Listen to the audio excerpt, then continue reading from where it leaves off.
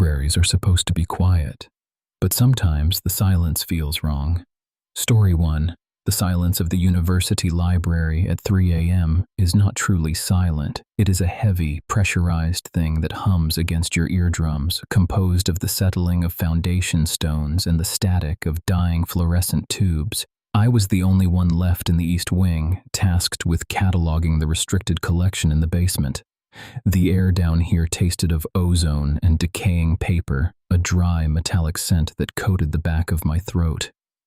I had spent 4 hours in the history of occult cartography aisle, a claustrophobic row of towering mahogany shelves that felt more like a rib cage than a storage space.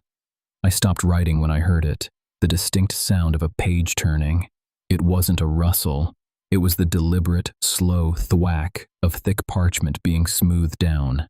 It came from the aisle directly behind me. I froze, my pen hovering over the ledger. "Hello?" I called out. My voice sounded thin, immediately devoured by the thousands of volumes surrounding me. No answer. Just the low, rhythmic thrum of the ventilation system. I stood up, my chair scraping the concrete floor with a sound that felt like a scream in the quiet. I walked to the edge of the aisle and peered around the corner. A single overhead light flickered, casting long, jittery shadows that seemed to dance independently of the shelves. The aisle was empty. I let out a breath I hadn't realized I was holding. Old building, I told myself. Thermal expansion. But as I turned back to my desk, I saw it. On the floor, in the center of the walkway, lay a book. It had not been there a moment ago. It was bound in something dark, cracked, and uncannily warm to the touch. I knelt, my skin prickling as I noticed the dust on the floor. It was undisturbed, except for the rectangle where the book now rested. It had materialized out of thin air. I reached out, my fingers trembling. The cover was devoid of a title, but as I parted the heavy boards, I didn't see printed text. I saw a map.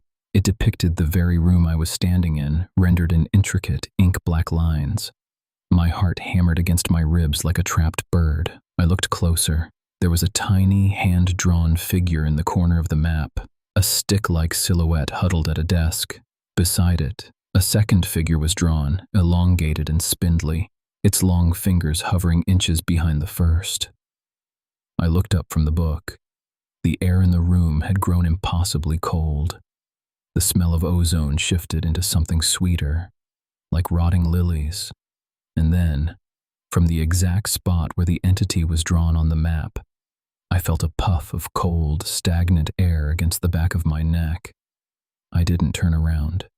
I didn't run.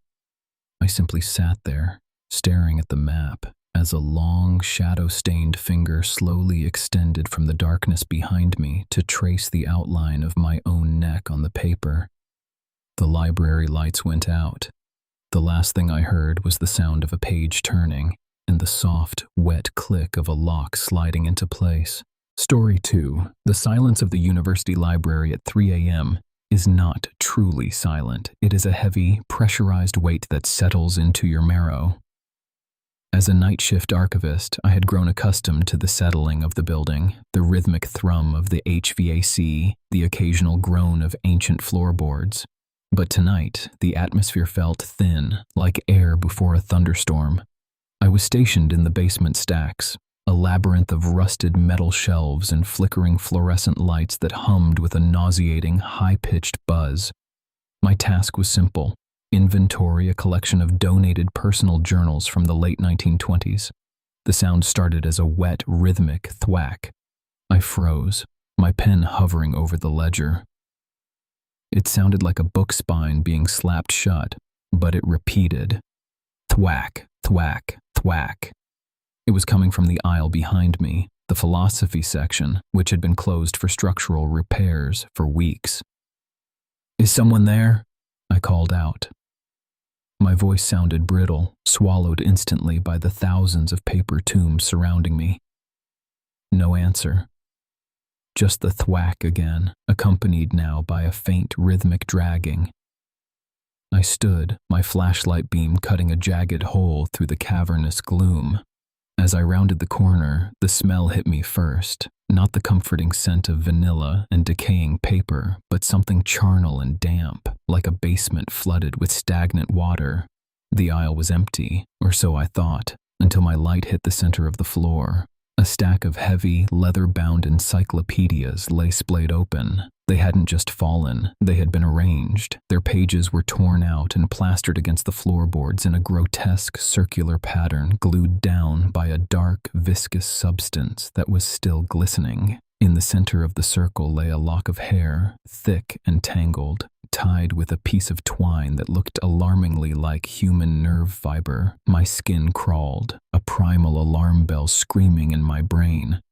I turned to retreat, but the motion sensor lights in the main aisle flickered and died. Total darkness folded over me like a shroud. Then I heard it. Not a dragging sound this time, but the distinct, frantic scratching of a fingernail against the metal shelving, moving rapidly along the row toward where I stood. Click, click, click, click. I didn't breathe. I didn't scream. I just stood there, paralyzed by the realization that the sound was coming from the shelf at eye level, inches from my face. As I fumbled for my flashlight, a cold, dry sensation brushed against the back of my neck. The unmistakable touch of a human finger trailing down my spine. "Found you," a voice rasped, sounding like dry leaves skittering over parchment. I whirled around, clicking my light on, but there was nothing there. Only the rows of books, their titles shifting in the strobe of the dying fluorescent bulb. I sprinted for the stairs, my heart hammering against my ribs. But as I reached the heavy security door, I stopped. Pinned to the door with a brass library dart was a single page, torn from the journal I had been cataloging just minutes before. Across it, written in that same dark, viscous substance, were the words, "You forgot to check out."